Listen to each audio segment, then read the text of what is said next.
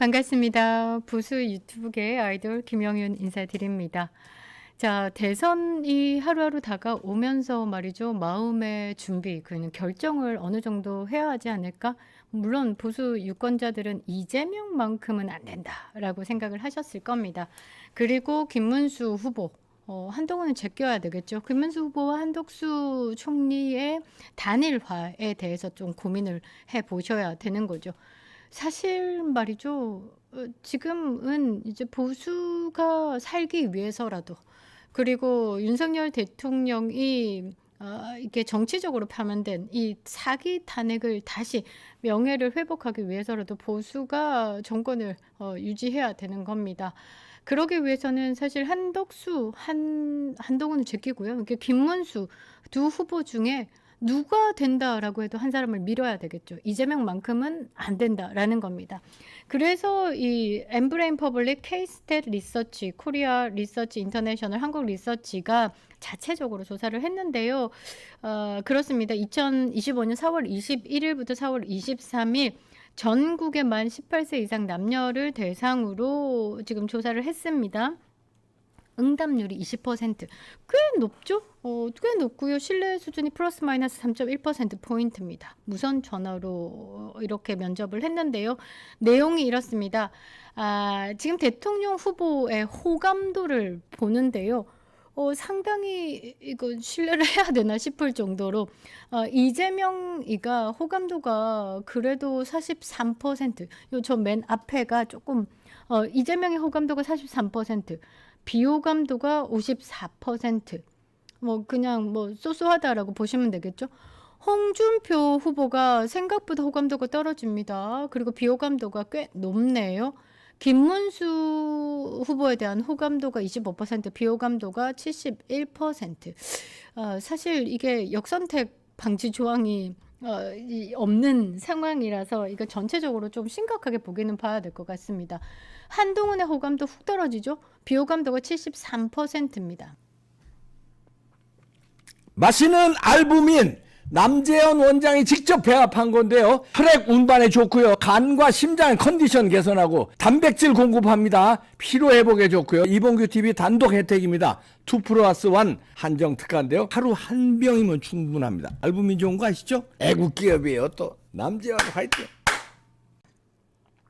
이준석 1위를 했습니다. 이 호감도가 16%, 이것도 꽤나 많이 나왔다라고 저는 생각을 하는데요. 비호감도가 71%다라는 말입니다. 사실 이 호감도 비호감도를 가지고 이렇게 말하는 게 되게 웃긴 게, 이재명보다 비호감도가 높다라는 것 자체가 사실 좀 심각하게 받아들여야 된다라는 거죠. 이 전체적으로 제가 이 부분에 대한 해석을 어떻게 하냐면, 이 보수 정당의 후보로 나오는 분들에게 호감을 보이지 않는다, 국민들 자체가, 이렇게도 해석이 될 수 있죠. 제가 여기서 좀 지우고 싶은 거는요. 여기서 좀 보셔야 되는 거, 이준석만 보시면 될 것 같습니다. 이준석이 몰락했다라고 보시면 되고요. 이 비호감도가 79%다라는 건 그동안에 해왔던 행사발의들에 대한 국민적 심판이다라고 저는 명확히 잡고 싶은데요. 이준석의 거짓과 그리고 배신의 끝에는 항상 뭐 정치 인생이 날아가 버리는 정치인들만 남게 되는 이런 것들도 우리가 봤고요. 그리고 3천만 원짜리 똥개죠. 공천 개입에 대해서, 명태균 게이트에서 결코 자유스러울 수 없는 이준석이 이 3천만 원짜리 똥개로 불리면서 최근에 뉴스타파에서 이 이준석의 거짓말에 대해서 다뤘습니다. 이준석이 명태균 씨에게 여론조사를 의뢰한 적이 없다라고 했지만 사실 6건 정도의 의뢰야, 그리고 받아본 결과가 있고요. 특히 좀 볼만한 게, 유승민의 경기도지사 그 후보를 뛰겠다, 경기도지사로 나가겠다, 경선에 참여하겠다라고 했을 때 용산에서 나온 김은혜 후보가 있었습니다. 이 두 사람을 비교하는 여론조사를 명태균 씨에게 요청을 하면서 그 여론조사의 문구를 직접 이준석이 정리를 해서 그 파일을 명태균 씨에게 전달하는 게 이 두 사람과의 카톡이 공개가 되기도 했습니다. 그러니까 이게 내용을 또 다시 정리해보면 이준석은 아가리만 열면 거짓말을 한다라는 것이죠. 그리고 이 청년 정치를 해온다, 개혁을 압도적인 개혁이다라고 앞으로는 입을 털지만 실제적으로 뚜껑을 열어봤을 때는 누구보다 더 구태 정치를 해왔다라는 것이 이제 경험치로 쌓이고 여론에서도 진실 파악이 되면서 많은 국민들이 판단하지 않았을까? 저는 그렇게 생각합니다. 사실 79%라는 이 비호감도는 정치적 사망 선고나 마찬가지다라고 보시면 될 것 같은데요.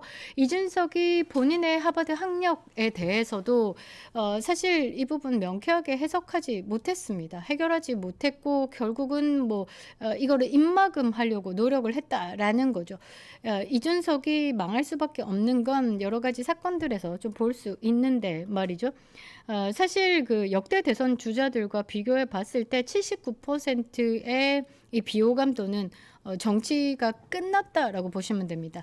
이회창 총재가요, 2002년 그때 당시에 비호감도가 35%였습니다.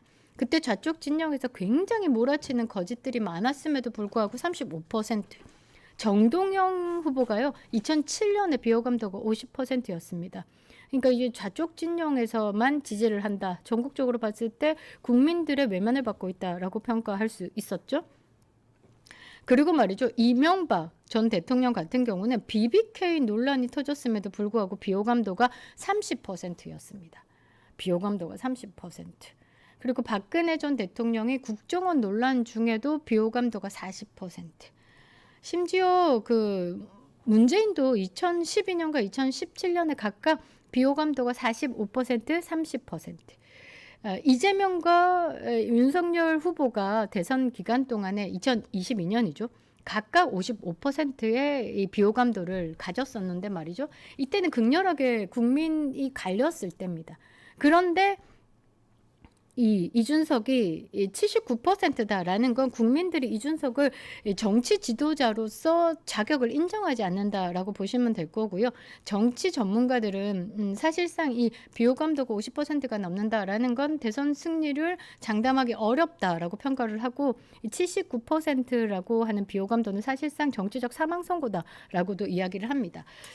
심지어 2030을 대변한다라고 하면서 청년 정치를 내걸었던 이준석 같은 경우는요. 20대, 30대 남성층이 등을 돌렸습니다.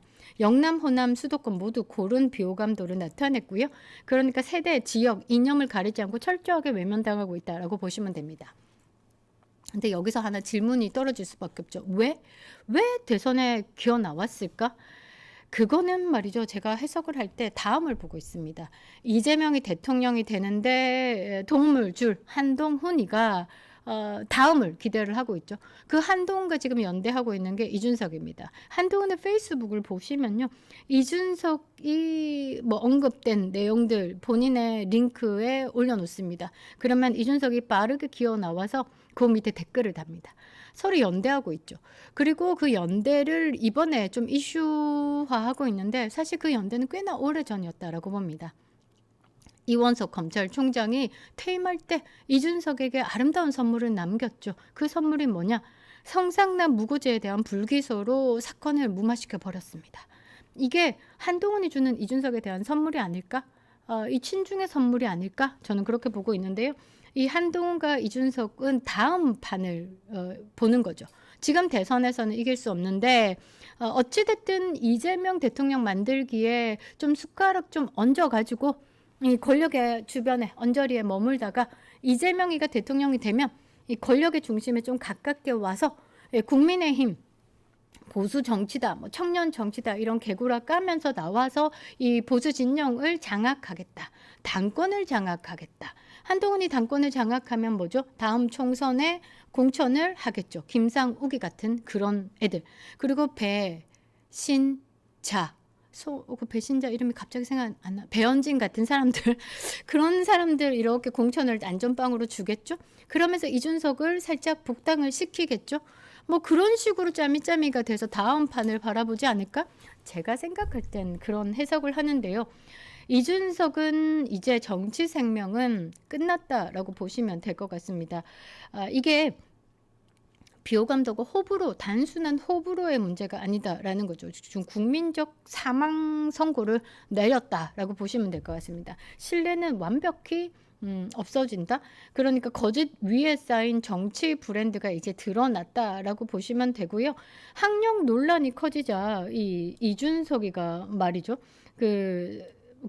뉴스타파에서 공개한 내용인데 이 부분에 대해서 조금 찾아볼 필요가 있을 것 같습니다. 제가 지금 좀 이 부분을 좀 찾아서 여러분들에게 좀 드려야 될 것 같은데 이준석이가 본인의 학력 비리에 대해서 이제 2023년 5월 20날에 빵 터트리고 난 다음에 센 척, 강한 척 막 뭐 했죠? 10억 내기 하자라면서 그 10억 내기 하자라면서 언론에 터트리면서 님이 돈도 벌고 이준석 죽일 수 있지 않냐?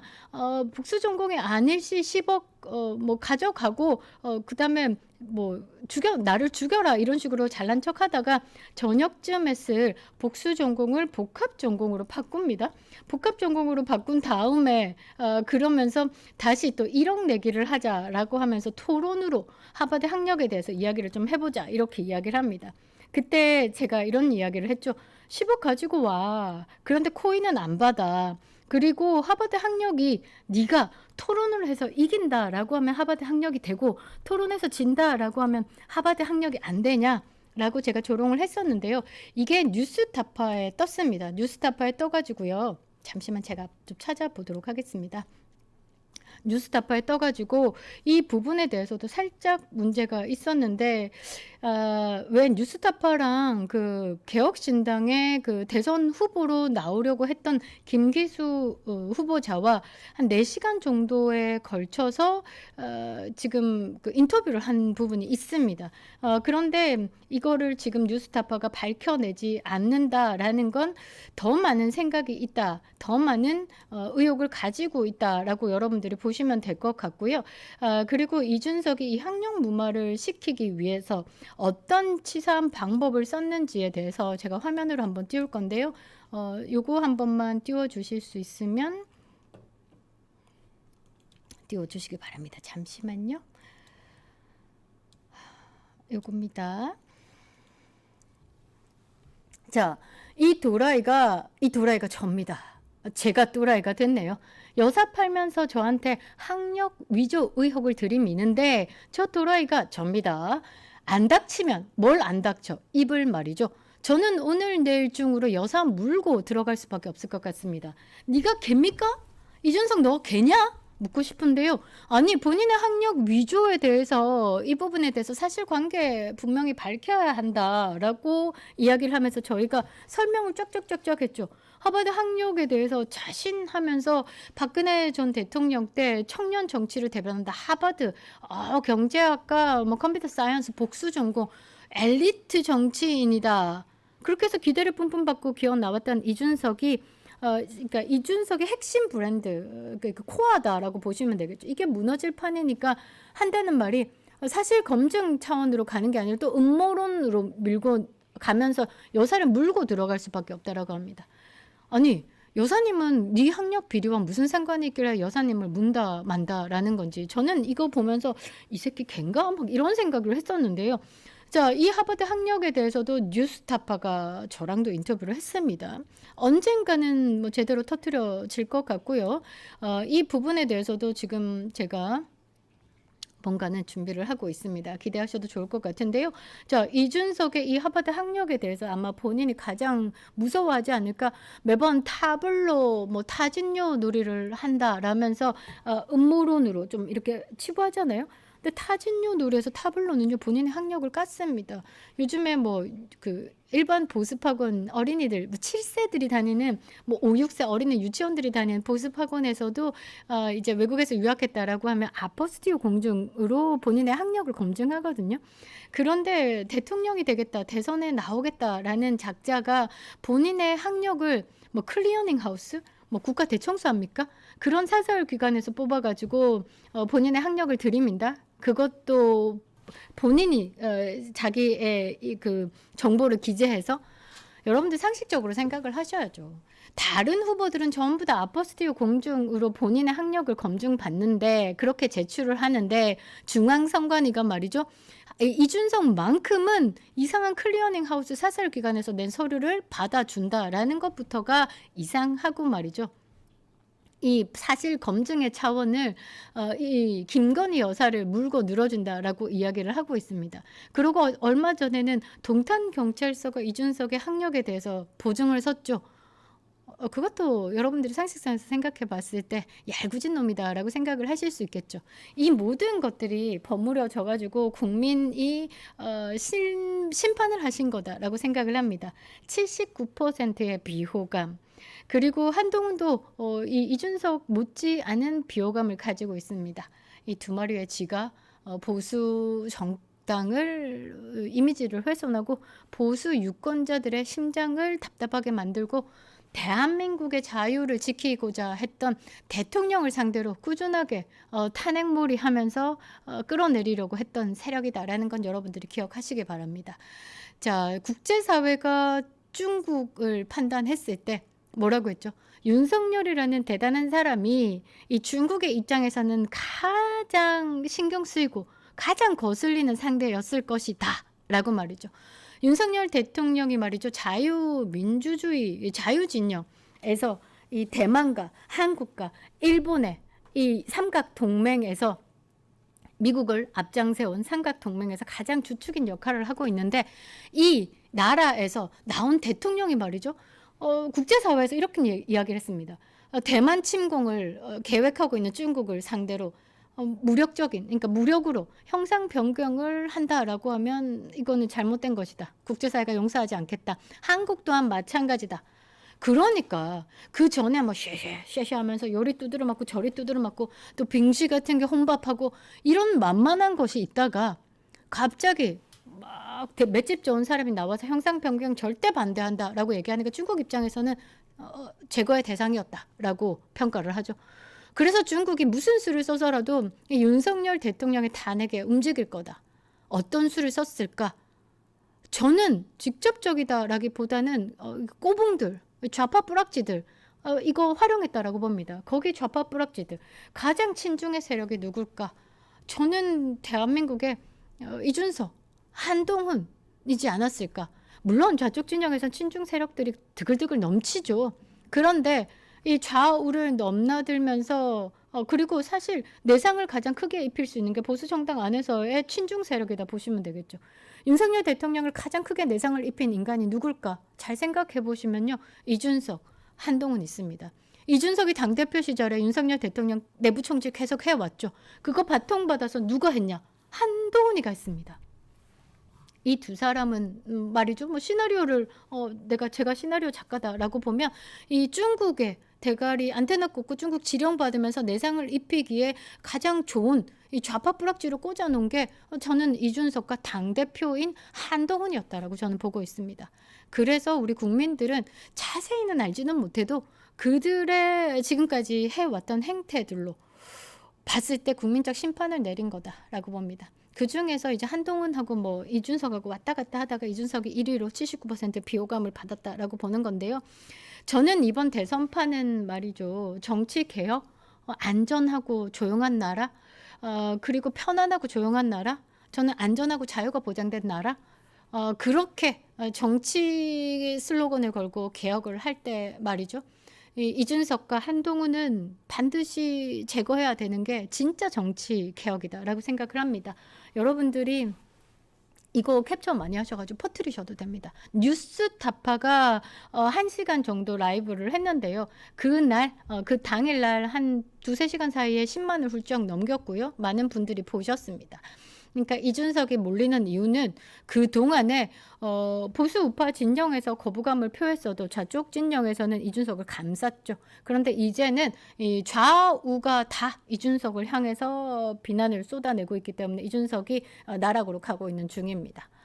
많이 퍼뜨려 주세요. 그리고 여러분들 그동안에 이 내부에서 총질을 해대는 인간이 얼마나 김건희 여사를 공격해 왔고 이 음해해 왔고 거짓으로 움직여 왔고 그런 거 지금 오롯이 그냥 다 감수하고 있었다라는 것에 정말 우리가 못 지켜준 부분에 죄송하거든요. 그래서 여러분들이 지금 더욱더 강하게 윤 어게인을 외친다라고 생각을 합니다. 우리가 회복할 수 있는 기회를 가져야 하는 거죠. 이번에 우리 제대로 된 정치 개혁으로 이준석, 한동훈 필히 제거할 수 있도록 힘을 합쳐야 될 것 같습니다. 많은 댓글 부탁드리고요. 여러분들 매일매일 건강하시기 바랍니다. 감사합니다.